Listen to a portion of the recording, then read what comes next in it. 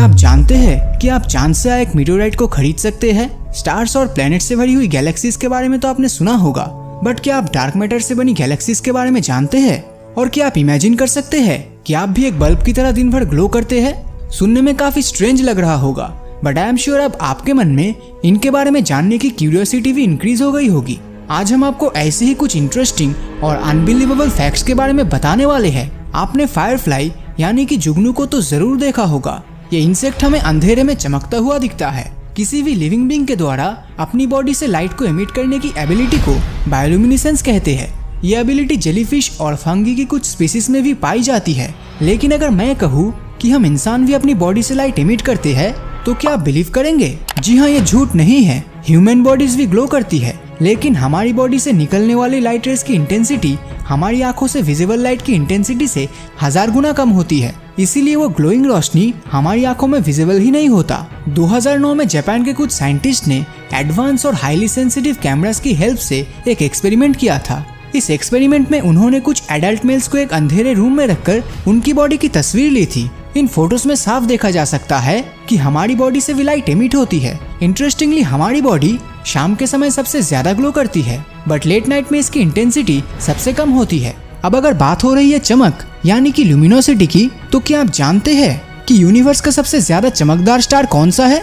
इसका नाम है RMC 136A1 और ये पृथ्वी से 1,63,000 लाइट ईयर दूर डोराडो कॉन्स्टिलेशन में स्थित है। हमारे सोलर सिस्टम के सूरज का मास 1.989 इंटू 10⁻30 किलोग्राम है और इसकी लुमिनोसिटी 3.846 इंटू 10⁻26 वाट है। बट इन सब के कंपैरिजन में RMC 136A1 स्टार का मास 315 गुना ज्यादा है और ये हमारे सूरज से 87 लाख गुना ज्यादा चमकदार है। इसको सबसे पहले 1960 में साउथ अफ्रीका के प्रेटोरिया में स्थित रैडक्लिफ ऑब्जर्वेटरी से डिस्कवर किया गया था, बट इसके स्पेशल फीचर्स 1990 में हबल स्पेस टेलीस्कोप के आने के बाद ही सामने आया था। जब हम सोलर सिस्टम में लाइफ की पॉसिबिलिटीज फाइंड कर रहे होते हैं तो हमारी लिस्ट में सैटर्न का मून यानी टाइटन जरूर होता है। साइंटिस्ट इस मून पर धरती से भी ज्यादा लिक्विड ओशंस होने का दावा करते हैं, लेकिन अगर मैं ये कहूँ कि यहाँ एक कॉन्टिनेंट भी है तो शायद ही आप मेरी इस बात पर यकीन करेंगे। जैसे धरती में एशिया, अफ्रीका, यूरोप की तरह कॉन्टिनेंट्स होता है, उसी तरह इस कॉन्टिनेंट को ज़ेनाडू नाम दिया गया है।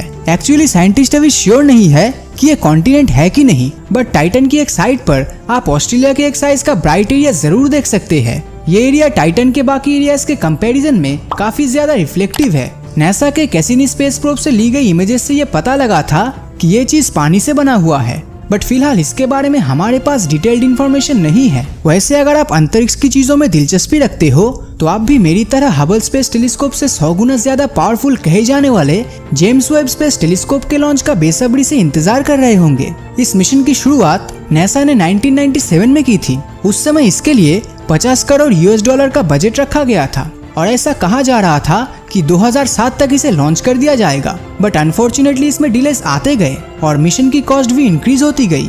फिलहाल अभी तक नासा इसमें $1000 करोड़ खर्च कर चुका है। पिछले साल नासा ने अनाउंस किया था कि वो जेम्स वेब स्पेस टेलीस्कोप को 30 मार्च 2021 तक लॉन्च कर देगा, पर अब जब कोरोना पैंडेमिक ने पूरी दुनिया को रोक ही दिया है तो इसमें भी डिले जरूर आने वाला है। नासा ने ये अनाउंस किया है कि 2021 में भी जेम्स वेब स्पेस टेलीस्कोप को स्पेस में लॉन्च करना पॉसिबल नहीं हो पाएगा। चलिए अब मैं आपको ले चलता हूँ धरती से 32.6 करोड़ लाइट ईयर दूर कोमा क्लस्टर ऑफ गैलेक्सी में स्थित ड्रैगनफ्लाई 44 गैलेक्सी की सैर पर। इसे 2014 में कनाडा की यूनिवर्सिटी ऑफ टोरंटो के द्वारा डेवलप किए गए ड्रैगनफ्लाई टेलीफोटो एरे टेलीस्कोप से डिस्कवर किया गया था।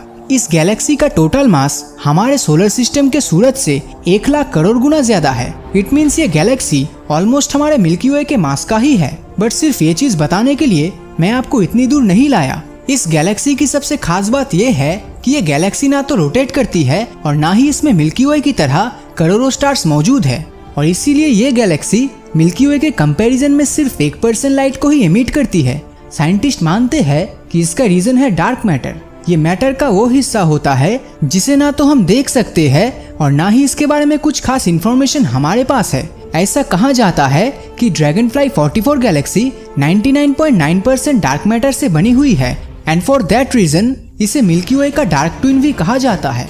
दोस्तों, हम में से कई लोग भविष्य में चांद पे घर बनाने का सपना देखते हैं। आफ्टर ऑल हम भी फील करना चाहते हैं कि चांद की जमीन कैसी है।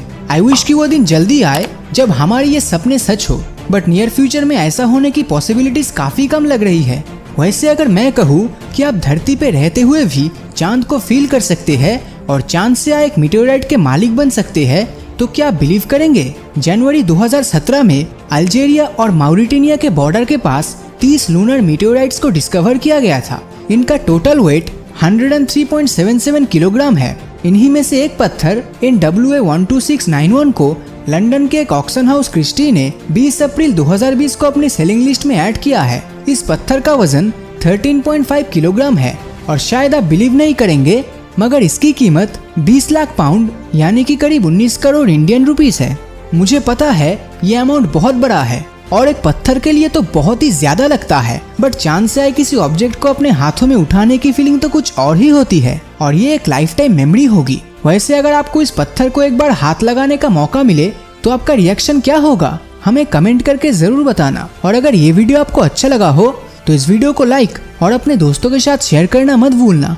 और अगर अभी तक आपने हमारे चैनल को सब्सक्राइब नहीं किया है तो सब्सक्राइब करके नोटिफिकेशन बेल को ऑन कर दीजिए, क्योंकि मैं ऐसी वीडियोस हर हफ्ते लाता रहता हूँ।